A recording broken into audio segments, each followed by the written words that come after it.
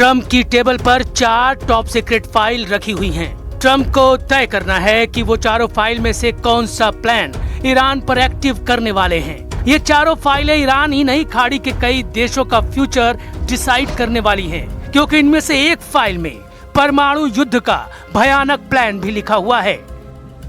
वक्त ईरान के खिलाफ है, हालात ईरान के खिलाफ हैं। ईरान के पास युद्ध के लिए पैसों की कमी है। ईरान के पास अमेरिका जैसे विनाशकारी हथियार भी नहीं है, मगर फिर भी ईरान झुकने को तैयार नहीं। फिर भी ईरान ट्रंप की आंख में आंख डालकर बात कर रहा है।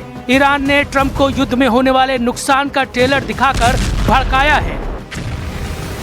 इसलिए ट्रंप ने फिलहाल ईरान पर नए सिरे से रणनीति बनानी शुरू कर दी है। प्रेसिडेंट ट्रंप की फेवरेट प्रवक्ता कैरोलिन लेविट ने जानकारी दी है कि अभी अमेरिका ने सारे ऑप्शन खोल रखे हैं। मतलब अमेरिका ने ईरान पर युद्ध का प्रेशर पहले से बढ़ा दिया है। So the president and his team are closely monitoring this situation, and all options remain on the table for the president. Trump ने ईरान को 4 ऑप्शन दिए हैं, उनमें से एक युद्ध का है, बाकी 3 क्या हैं, इन्हें भी जानेंगे। लेकिन उससे पहले ये जान लीजिए कि ईरान बैकफुट पर है। ईरान ने ट्रंप को खुश करने के लिए ठोस कदम उठाने शुरू कर दिए हैं। व्हाइट हाउस का दावा है कि ट्रंप की धमकी से डरकर ईरान ने 800 लोगों की फांसी टाल दी है। ईरान में हिंसक प्रदर्शन के आरोप में अब तक 1800 गिरफ्तारियों की रिपोर्ट आई है। मीडिया रिपोर्ट्स के मुताबिक इनमें से 800 को ईरान के चीफ जस्टिस जल्द से जल्द सजा देने का मुकदमा शुरू कर चुके थे, लेकिन ट्रंप ने धमकी दी कि एक भी प्रदर्शनकारी को फांसी दी गई तो ईरान तबाह हो जाएगा। President received a message, as he revealed to all of you and the whole world yesterday, that the killing and the executions will stop. And the president understands today that 800 executions that were scheduled and supposed to take place yesterday were halted. Iran पूरी कोशिश कर रहा है कि Trump का गुस्सा किसी भी तरह से शांत किया जाए, लेकिन सुपर पावर है कि गियर बदलता जा रहा है। अमेरिका के जंगी हथियार ईरान की तरफ तेजी से बढ़ रहे हैं। न्यूयॉर्क टाइम्स ने अपनी एक रिपोर्ट में बताया है कि ट्रंप को ईरान पर फिलहाल हमला नहीं करने का सुझाव पीएम नेतन्याहू ने दिया है। इजराइल के पीएम और ट्रंप के बीच हुई फोन पर बातचीत की पुष्टि व्हाइट हाउस ने भी कर दी है।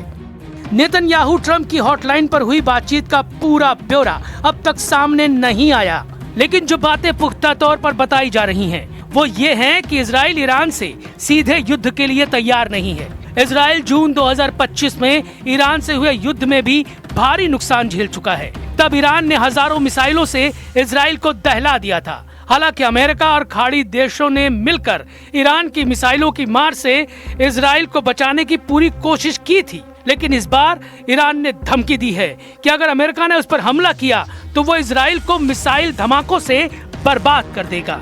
इसलिए इजराइल अभी अपनी तैयारी करना चाहता है, क्योंकि ईरान पर अमेरिका के हमले के विरोध में खाड़ी के 4 मजबूत देश भी खुलकर सामने आए हैं।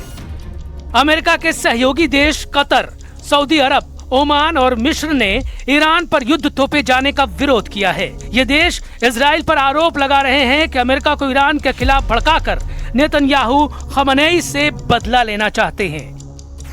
ईरान अमेरिका वॉर टेंशन के बीच इजराइल पर एटमी टेस्ट करने का शक भी जताया जा रहा है। इसके पीछे इजराइल के नेगेव रेगिस्तान में 15 जनवरी को सुबह 9 बजे आया भूकंप माना जा रहा है। ये वही इलाका है जिसे इजराइल की सीक्रेट एटमी साइट कहा जाता है। नेगेव डेजर्ट में 4.2 तीव्रता के भूकंप से जब धरती डोली तो उसका असर 100 किलोमीटर दूर तक महसूस किया गया। रिक्टर पैमाने पर 4.2 तीव्रता का भूकंप मध्यम तीव्रता वाले परमाणु बम परीक्षण के बराबर ही होता है। ऐसे में अंदाजा लगाया जा रहा है कि इजराइल ने ईरान से टेंशन के बीच गुप्त परमाणु धमाका कर डाला है। हालांकि आधिकारिक तौर पर एटमी टेस्ट की आशंका किसी ने नहीं जताई है, क्योंकि इस इलाके में ऐसे भूकंप आए दिन आते रहते हैं। हालांकि इजराइल ने ईरान के खिलाफ अपना स्टैंड बदला नहीं है। ईरान को कमजोर करने के लिए नेतन्याहू ने प्रेसिडेंट पुतिन से भी बात की है। पुतिन पहले दिन से ईरान के साथ खड़े हैं। उन्होंने ट्रंप को ईरान पर हमला करने को भयानक भूल कह रखा है। प्रेसिडेंट पुतिन ने नेतन्याहू से पहले ईरान के राष्ट्रपति पेजेश्कियान से भी फोन पर बात की है। पुतिन ने ईरान के मामले में मध्यस्थता करने की पेशकश की है। वहीं नेतन्याहू ने पुतिन से कहा है कि वो खाड़ी में स्थिरता और सुरक्षा को मजबूत करने के लिए डिप्लोमेटिक कोशिशों को आगे बढ़ाएंगे। Помощь не только Ирану, но и всему региону и делу региональной стабильности и мира Россия оказывает и сейчас, вот в том числе и благодаря президентской активности, которая направлена на то, чтобы способствовать деэскалации напряжения. इजराइल जिस स्टाइल के लिए कुख्यात है वो उससे अलग रुख अपनाए हुए है। इसकी वजह प्रधानमंत्री बेंयामिन नेतन्याहू की कुछ मजबूरियां हैं। वो 7 फ्रंट पर लड़ाका ग्रुप से युद्ध लड़ रहे हैं। ऐसे में ईरान से सीधा युद्ध उन्हें मुश्किल में डाल सकता है। इजराइल अपनी तैयारी करने के लिए वक्त लेगा।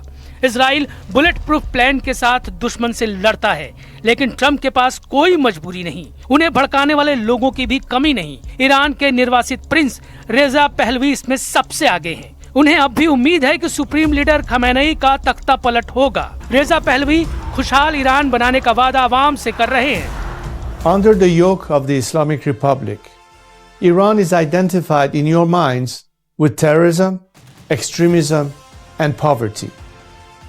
The real Iran is a different Iran, a beautiful, peace-loving, and flourishing Iran.